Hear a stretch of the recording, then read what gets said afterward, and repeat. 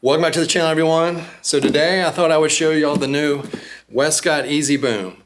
Now, if y'all have seen any of my behind the scenes videos on this channel, you have probably seen me use one of these big booms back here to maneuver my key light on set, or sometimes even an overhead light. And I've been using these booms for years and years. And so when Westcott let me know they were developing a smaller version of that boom, I was super excited, and I just got it in a couple days ago and thought I would make a little video to show y'all kind of the ins and outs of this little guy. And let me go back for those of you who might not use booms like this and just show you why I adopted them a long way back in comparison to what I was using before, which was a C-stand. And the main key with the boom for me is to get my light source away from my light stand so then I can maneuver it closer to my subject and easily move it around and adjust it based off of what it is that I'm doing. And this is what I used to use right here, C-stand with the arm attached to it. I would put my light on one end here, sandbag the bottom of the stand there.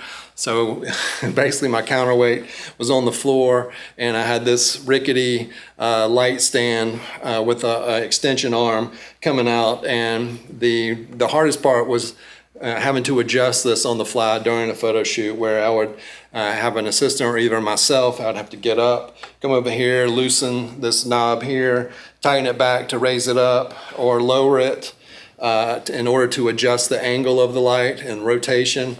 You'd have to loosen this one here, and watch what happens when I loosen this. You know, the heaviest part of the light goes to the floor, and then there's nothing supporting this arm except for me, and this can be very cumbersome based off of what modifier you have on your light. And so then you've got to put it in the position you want, kind of crank it around, and then retighten this knuckle again here. So when I came across a boom like that years and years ago, I was instantly sold. So let me move this out of the way, and we'll talk about this Westcott version they just came out with. So let's look on this end. You can see basically the ins and outs are very similar to the larger boom there. The main difference being size, but I want to say that the build quality on this Westcott, this thing is rock solid. But so the main mount point here on the Westcott is a baby pin adapter, which comes on like the C-stand I just showed you, or other kind of light stands. I like to have my stands be on wheels. So you can see on these Mathews stands here, this just gives me another way to move the light on set or back off set. So then I can actually make adjustments, feathering adjustments, moving the light around my subject's face based off of the creative, what we're trying to do that day. So it's just another easy way to adjust your lights by having wheels here. So I will have a smaller wheeled stand. But let's go back to the boom here. So you got it mounts to a baby pin. On this end is where you would have your counterweight adjustments. They give you two options. Westcott gives you two options. You can use the sandbag option here, which I have some steel shot in, or you've got a weight plate adjustment here where you would mount this where this bag is. You've got a mount right here where you would slide your weight plates on, and then you've got a clamp here that will clamp down, so you can put like a 5, 10, whatever size plate that you need to counter the weight of your modifier. So two options with the Westcott boom. And options are always nice. To adjust this, so you'll need to adjust this based off of the weight of your light. You've got a track here, so what you do is you loosen these screws here and you slide it forward or slide it back out that way until you reach the equilibrium that allows you to easily move this boom up and down, and it just stays right in place. So it's super easy, super intuitive. Let's jump to this other end, just like the big brother up there. You've got a handle here where you can rotate your light. You've got a screw right here with a knob where you can tighten this once you get it where you want it. So it's not going to go anywhere, and that's super easy and intuitive to do. Once again, you can just kind of raise and lower it. The main difference between this boom and the older versions that I've been using is this new locking pin that Westcott has come out with. So if there's one part of using these booms that is a little bit difficult, it is the initial setup or when you go to break it down, because you've got to choose what end of the boom that you're going to work on first. So you're either going to take the weight off of this end or you're going to take the weight off of that end. And usually I'm taking the light off, and so once I do that, the boom is naturally going to go straight up in the air because of the weight on this end of the boom. So you take the weight off of that end and it's naturally going to go up like that. And I've had some experiences with that when I've removed the light off of that large boom and I wasn't careful enough by holding the boom. Actually, when you take it off, you need to put the light in one hand, hold the boom with the other. And way back when I first started using those, I wasn't as careful, and I removed the light, the boom went up, my hand was on the stand, and I caught my fingers in this pinch point, and that's something I will never do again. And so what Westcott has come up with is this locking pin. As you can see, there's a hole here that goes through the back part of the boom as well. So what you'll do when you go to initially set it up or break it down is you will slide this pin in straight through there, which will hold this boom in place.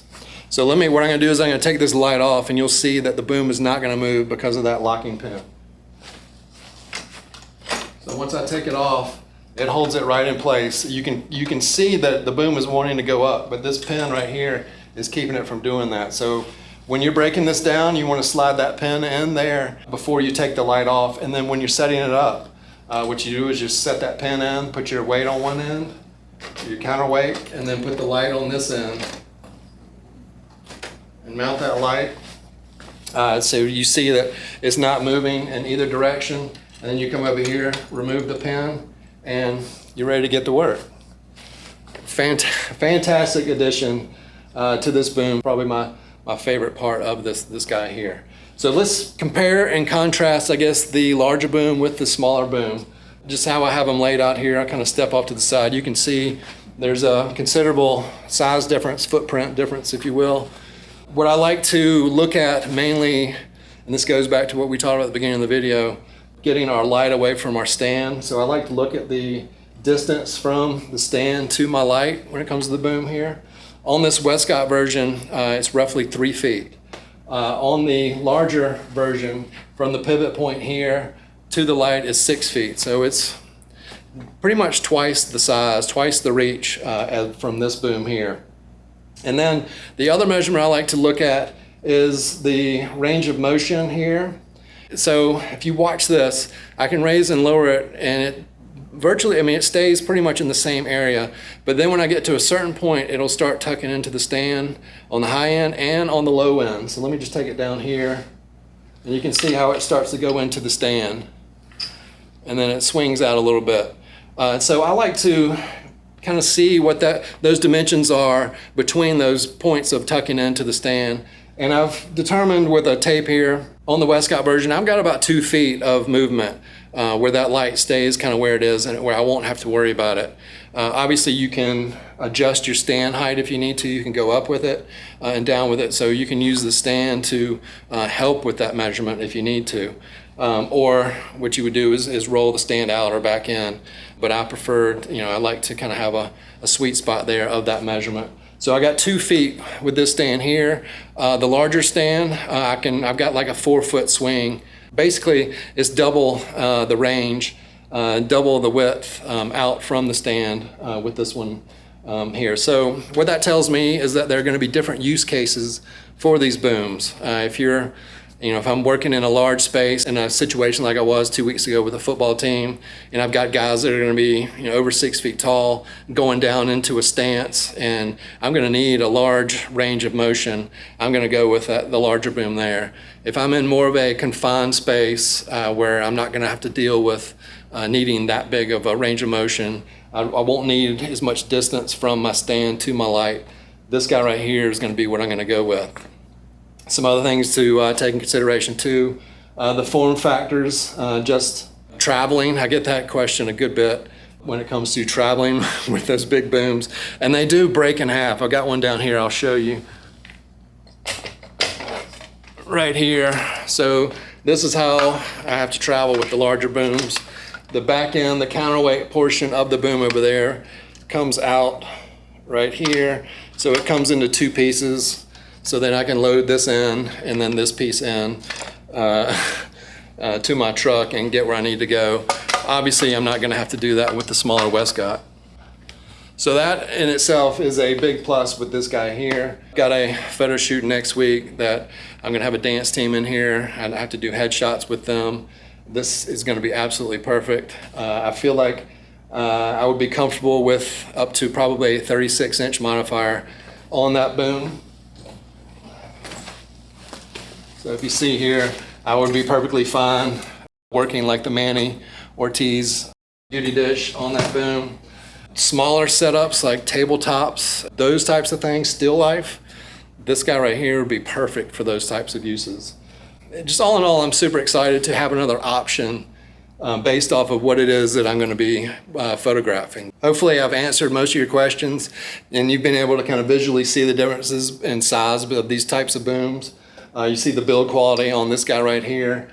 This locking pin mechanism is going to make your life so much easier when it comes to setting up the boom and breaking down the boom. All right, future me, I'm jumping into the video here. I was just editing it and realized I left out probably one of the most important factors, and that is price. The Westcott Easy Boom here is coming in at $299.90, so just shy of 300 bucks. The large booms these days, I just looked those up, they are $950, so just shy of 1,000 bucks. I think the last time I looked at them, they were around $750, so prices are definitely going up.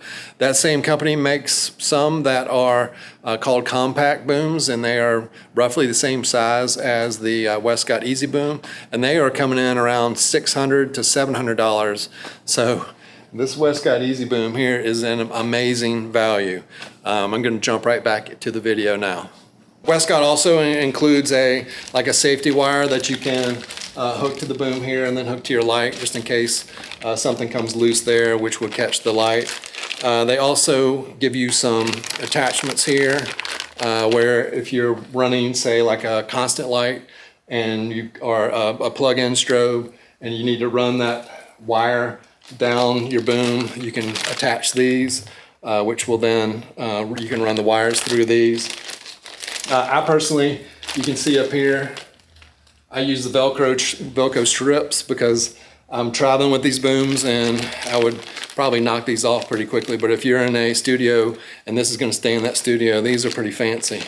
So those are just a few other additions that you'll find in the box. If y'all have any more comments or questions, please feel free to drop those down below. If you feel like this video is worthy, as usual, please give me that thumbs up. Subscribe below for more content just like this in the future. In the meantime, find me on social media at quantzphoto on Instagram, as well as ProLight Mods on Instagram.